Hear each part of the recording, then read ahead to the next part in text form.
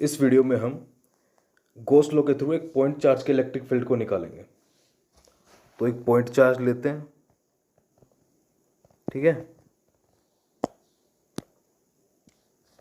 अब इसकी electric field lines outwardly फैली हुई है ना, इतना तो पता है सबको। इसके चारों ओर एक सरफेस है, गॉसियन सरफेस जो हम मानते हैं,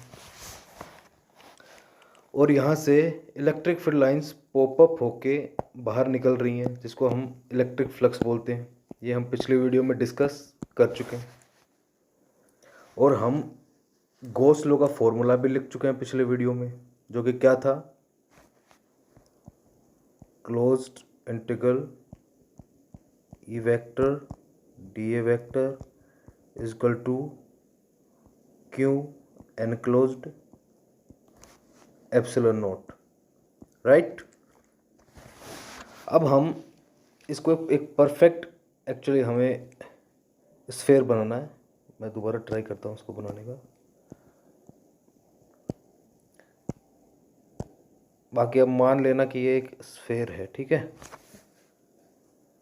और अब इसकी कुछ रेडियस होगी इस स्फेयर की, है ना। इसकी रेडियस मान लो r है। परफेक्ट ये स्फेयर कल नहीं लग रहा, पर आपको इमेजिन करना है, ठीक है, कि एक स्फेयर है।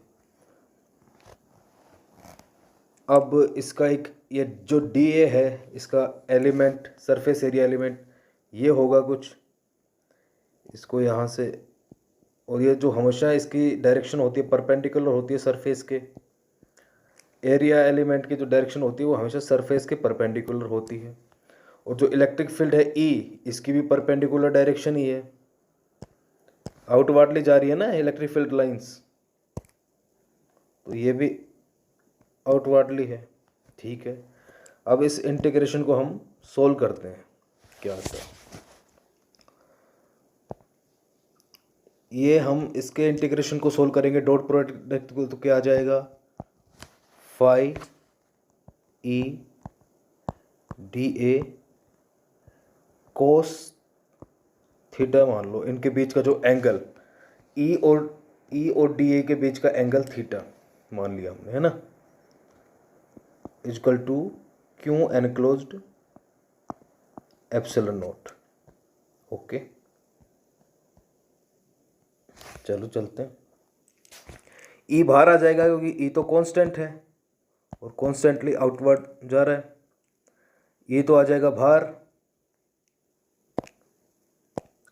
अब क्या होगा, बाकी जो डी ए है और कोस थीटा है इसको लिखो,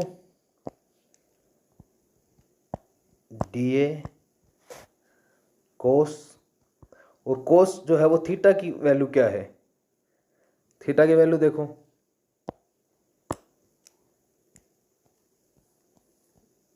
इसमें हमें इसने बताया है कि ये एक ही डायरेक्शन में है, डी ए और ई है वो एक डायरेक्शन में, तो थीटा की वैल्यू 0 हो गई, तो थीटा इक्वल टू 0 लिखो,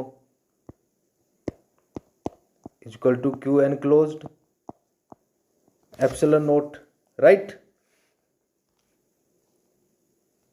अब कोस 0 क्या होता है, कोस 0 1 होता है, तो ये तो प्रॉब्लम सोल्व हो गई हमारी। E D A equal to Q epsilon not,